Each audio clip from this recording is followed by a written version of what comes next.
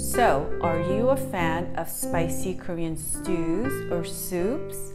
Well, then you came to the right place because YangYeomJang is an essential spicy marinade paste that is used to make spicy Korean stews and soups. Hi everyone, this is Helen and welcome to Modern Pepper. And to my Modern Peppers, thank you so much for tuning in again today. So today we will be making YangYeomJang.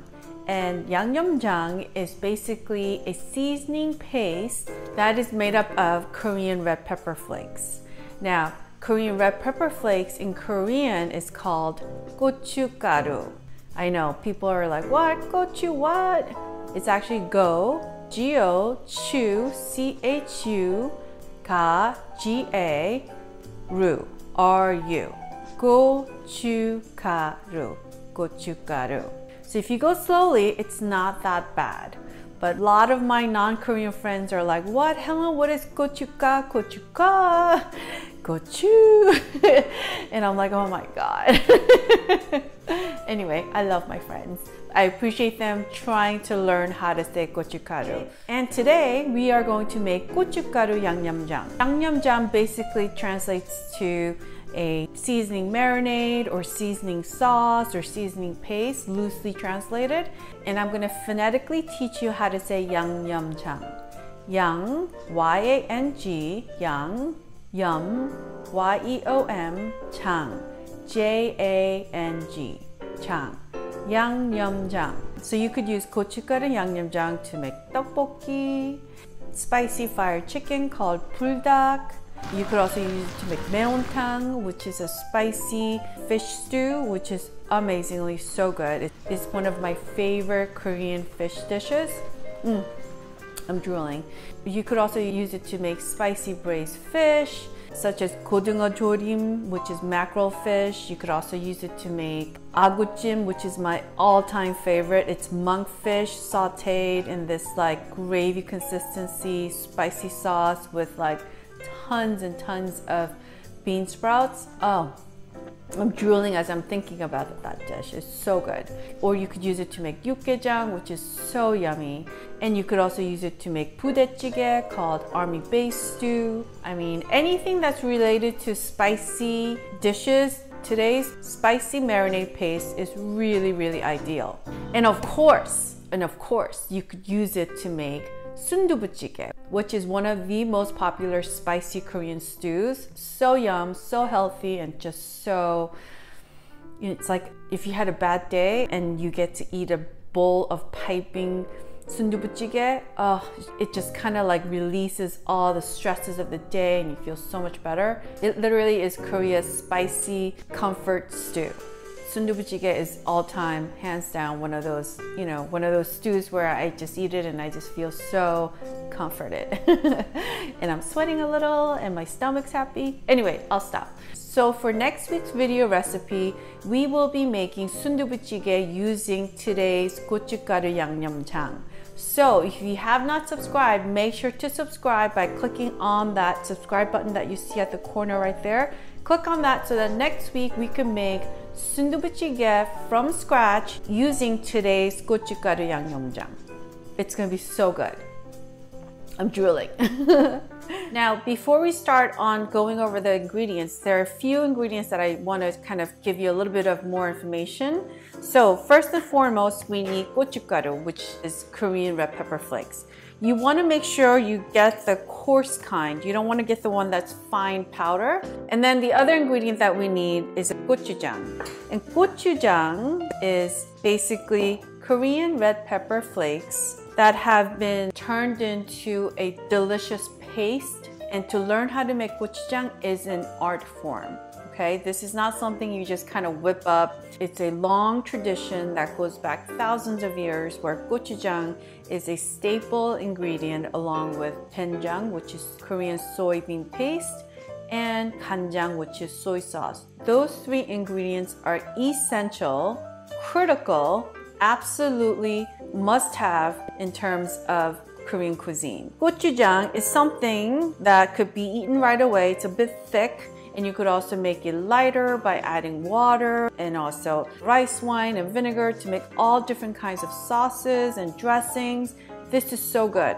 And these guys come in containers, small, medium, and large. So if you are a fan of Korean food, I highly recommend getting one of these. So the expiration date on these guys are at least for like a year and a half almost. So you could store this in the refrigerator and use it to make loads and loads of dishes. And I also incorporate it with like non-Korean ingredients such as barbecue sauce. Like I mix half of this with barbecue sauce and put a glaze over whatever meat I'm barbecuing. So good. I'm gulping again. So I highly recommend getting a container of gochujang so that we can make more Korean dishes together. So the other ingredient that you need is fish sauce. In Korean, it's called meruchijjae. If you go to Korean supermarket, you'll also be able to find Korean brands. So this bottle is Vietnamese, but it also has it in Korean in the bottom here because this one's really popular. Meruchijjae, aka fish sauce, is essential to making kimchi. So if you are a fan of kimchi and you plan to make it, get one of these. And for those of you who've never tried fish sauce, it doesn't taste fishy. It's actually basically a strong concentrated fish sauce that's very, very salty, and it has this like depth of flavor, but it doesn't taste fishy like you're just getting a bottle of like fish juice. That's like gross. It doesn't taste anything fishy. And I have some here. I'm gonna have a quick taste with you. So the depth of flavor of meruchijjae or fish sauce is just amazing. It's like right now taking over my mouth. It's like sort of like having a little bit of a stinky cheese. You know, the first bite you're like, whoa, that's strong. But then in a matter of a few seconds, it just takes over your mouth and it's just like, oh, it's so yummy. It's salty. It has this essence of like seafood taste, but not fishy. And I mean, it kind of tastes like the ocean a little bit, and it's just really yummy. So I know in Vietnamese cooking, they dilute this with water and a little bit of vinegar and sugar and turn it into dipping sauces for like imperial rolls and noodles. So yum. And the expiration date on meruchijjae is pretty long too, so I highly recommend getting a bottle of this too. We need 3 tablespoons of gochugaru, Korean red pepper flakes, coarse ground, 1 tablespoon of gochujang, Korean red pepper paste, 1 tablespoon of soy sauce, half a tablespoon of fish sauce, meruchijjae, half a tablespoon of honey, half a tablespoon of mirin, or in Korean it's called mirim. We also need about a tablespoon of grated garlic, and using a microplane, just grate your garlic like so. And I want to forewarn everyone to please not to use those pre-chopped garlics that comes in a jar and it's filled with vinegar. I strongly recommend that you use fresh garlic cloves and grate it yourself, because the difference in taste between freshly grated garlic versus those pre-chopped drenched in vinegar garlic is just gonna be night and day. So we're almost done, and I love using microplanes to puree delicate vegetables. It just comes out super fine and it just makes whatever you're making super delicious. Now when you use microplanes, always remember to turn it over because a lot of the stuff gets stuck in the back. So this took about 4 large garlic cloves, so make sure you measure it. So we need a tablespoon of freshly grated garlic, and we also need a tablespoon of freshly grated onion. We're almost done. It literally will take you like 15 seconds to do this. So again, scrape the back, and we're gonna add a tablespoon of our freshly pureed onion. We're gonna add to our bowl. And we also need a half a tablespoon of freshly grated ginger. Oh, the smell of fresh ginger is amazing. It just like wakes you up. It's so fragrant. I love it. If they could bottle the smell of ginger, they really should, because I would wear it, I think. Or spray it around myself when I get sleepy, because it just like automatically just perks you up. It smells so refreshing too. Here we go. So we need half a tablespoon to our mixing bowl. Here we go. We're gonna add the rest of our ingredients.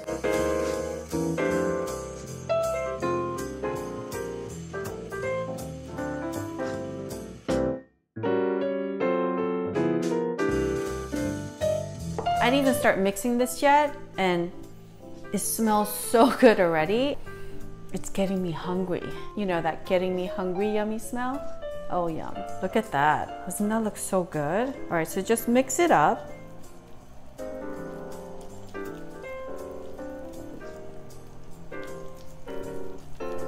The smell. Oh, yum. Take a jar.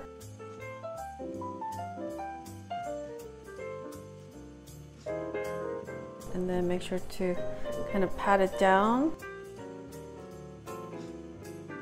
Like so. Clean the rim off. Like that. And then I would take a piece of saran wrap and use it as a top layer, like so. Like that. And put my lid on it. And let it hang out in the refrigerator. This is a recipe that I learned from one of my aunt's restaurants in Korea, and her restaurant's specialty is Korean sashimi or hetjip. And their other specialty, in addition to sashimi, is making meontang. And meontang is a Korean fish stew. And you could use all different kinds of fish to make this like big pot of boiling fresh fish in this spicy broth filled with vegetables, and it's so good. Anyway, so that's their specialty, and this is a recipe that I learned from hanging out in the kitchen and watching the ajumas, or the ladies that work in the kitchen, make it. So what they do is they make this and they put it in the refrigerator and they store it for 2 weeks. They let it ferment and they let it, all the ingredients sort of hang out, so it really becomes really, really yummy. Now, if you don't have 2 weeks, you could certainly start using this right away as soon as you make it. But if you can't, let it hang out in your refrigerator for a couple of days and it'll taste significantly better. And today's recipe will yield you a little bit over half a cup. So, you know, you can make double the amount or just make this amount and keep it in the refrigerator. And I would give it like 4 to 6 weeks to consume it. So if you are a fan of spicy Korean food, then I highly suggest making this and just keep it in your refrigerator as one of your go-to seasoning for your spicy Korean dishes. But hold on. So this one I made about a week ago. This jar we just made. This jar I made about a week ago. And I just want to show you the difference. So I just want you to look at the colors between these two. This one's a little bit deeper and darker in color, and this one is a little bit more bright red. So let's just do a quick taste test. So this one on my left, we just made. Ooh. Oh, it's so good. It's just like bursting in my mouth. Oh, there's so many flavors. It's not even just the spiciness. It's just like this combination of garlic, onion, and this slight ginger taste, and then there's like saltiness from the soy sauce and the fish sauce, and then you taste a little, just a tiny hint of sweetness from the honey. And at this point, this should not taste sweet at all. Korean food in general is not really meant to be sweet. It's just the honey just kind of rounds out all the sort of flavors nicely together, and then the spiciness from the gochujang and gochugaru. It is just like luxury heaven of spicy taste in my mouth. I mean, if you're a fan of spicy food, this is awesome. Okay, now let's taste the one that I made and that's been kind of fermenting and getting to know each other in the refrigerator for about a week. Let's taste this one.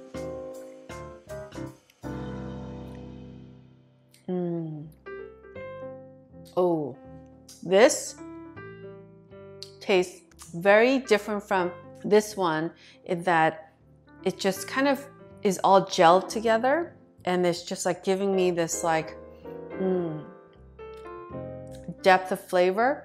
I mean, this is just like a softer, rounder kind of finish. It's kind of hard to explain if that makes any sense.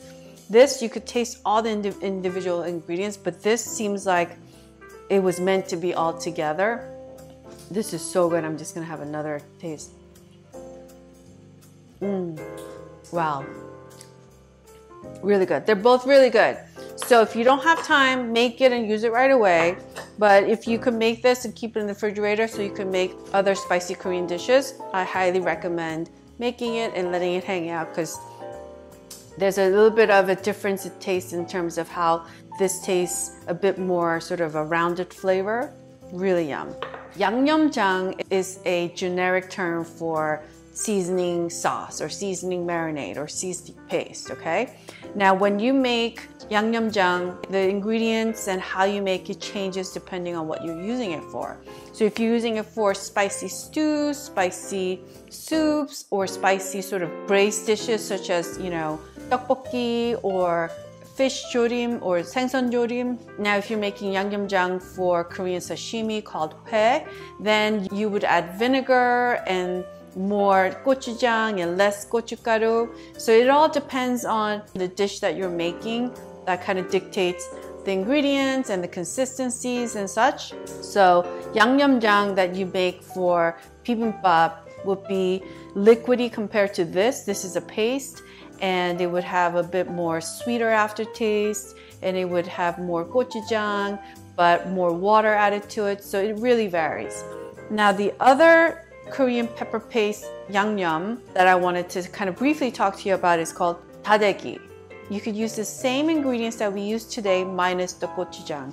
Budae-jjigae is more heavily based on Korean red pepper flakes, and there's no gochujang, Korean red pepper paste in it. Budae-jjigae is D-A, ta, te, D-A-E, ki, G-H-E, Budae-jjigae. And Budae-jjigae is a condiment that you use when you eat seolleongtang. And seolleongtang is beef bone marrow soup. It is super, super good for you. It's super healthy, and it is super high in nutrition. So if you have not had that, make sure to Google seolleongtang restaurant near you, and you must give it a try. And you could also use Budae-jjigae to your 물냉면. So that's icy broth, cold noodles that you have during summer. So for both seolleongtang and for 물냉면, when you order it at the restaurant, they usually don't have this Budae-jjigae at the table. You have to ask for it. So if you want to spice up your seolleongtang or your 물냉면, Budae-jjigae is great. So if you're a fan of making your non-spicy Korean broth or dishes a bit spicy, then you could make this and add a little dollop of it and mix it up to your broth or whatever you're having, and you could enjoy it that way. And all this information I will have on my blog at modernpepper.com. So I will have that recipe link in the description box below. And I will also list the online links for the Korean ingredients that we used today on that recipe blog. So if you don't live near a Korean supermarket, go to my recipe blog and you could order it and have it conveniently shipped to your house, okay? So I hope you make this and keep a jar of this 고춧가루 양념장 in your refrigerator so that we can make more spicy Korean dishes together. So next week we're going to make sundubu-jjigae. Yep, that's bubbling, super delicious, super soft tofu stew. And you definitely need to use proper 고춧가루 양념장 to make really yummy sundubu-jjigae. So make sure to tune in for that. So if you have not subscribed, make sure to click on that subscribe button that you see at the corner right there. Click on that so that we can make sundubu-jjigae next week. And I will also be making other spicy Korean dishes using today's 고춧가루 양념장. So make sure to subscribe so that we can make dishes such as 육개장, 생선 조림, or 고등어 조림, which is one of my favorites, and of course 매운탕. Oh, Korean fish in this broth of spiciness with a variety of vegetables. I mean, it is so good. I think it's also so healthy because you're just eating fish and vegetables in this delicious and addictive spicy broth. Now I'm salivating so much. So anyway, I hope you subscribe and I hope you enjoyed watching this video, and I hope to see you next Thursday, because every Thursday is a day that I upload new videos. So I want to thank you so much for watching, and until next time, happy spicy 고춧가루 양념장 time with your family and friends. Bye now.